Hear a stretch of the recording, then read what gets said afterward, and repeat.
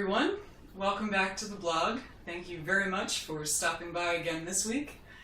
So last week I featured a short piece by Johannes Brahms, one of the solo piano works that he wrote late in his compositional career.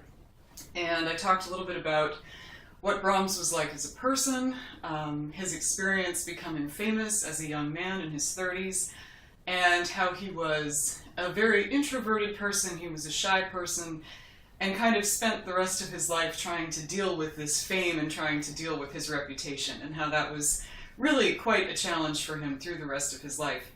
So if you did not check out the blog last week, you might want to go back and catch up on that, because I'm going to be featuring Brahms again today.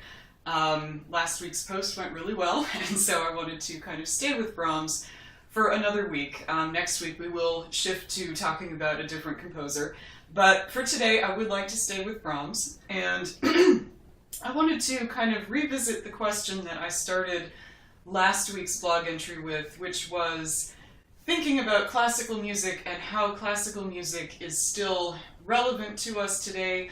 You know, we're talking about music that was written in some cases several hundred years ago. And, you know, I think in today's society, classical music is seen more and more as kind of a luxury, you know, something that maybe it's nice to know about, but it's really, you know, it's not seen as particularly essential. And of course, I as a classical musician, and I know my fellow classical musicians do agree that it is important. And I think that with Brahms, we get an especially powerful example of what this music can offer us. Thinking about Brahms's late period piano works, which today I'm going to be taking another example of one of his late piano works. You know, we're talking about music that has no words, you know, so there is no particular message that we know the composer is wanting to put across or convey. But there is just this sense of very deeply felt emotion. And in Brahms's music especially, I feel like we have this experience of a composer who is speaking straight from his heart to ours. And of course he's doing that across time and across boundaries of place.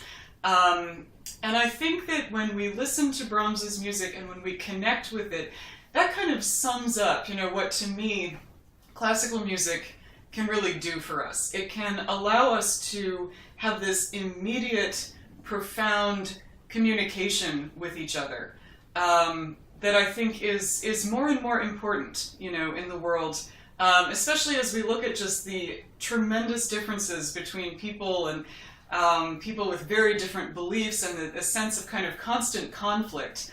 I feel like more and more it is just so important to find these ways of connecting with each other. So today I would like to feature the Intermezzo Opus 116 number 6 by Brahms. Last week we listened to Opus 117 number 1, and again, if you didn't catch that one, I would recommend going back and listening to that one as well.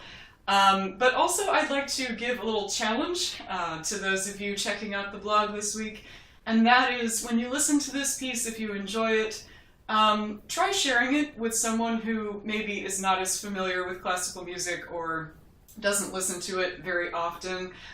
Just try sharing this piece with them and seeing what their response to it is, how they feel about it, whether it speaks to them. And if you would like to share with me how that goes, please feel free to email me at the email with this website, which is chris@chrisfates.com, and I'll make sure to put that in the comments also. I would just love to hear, you know, if you had the chance to share this with someone and how that experience was. So now I'd like to play for you Brahms's Intermezzo, Opus 116, number 6.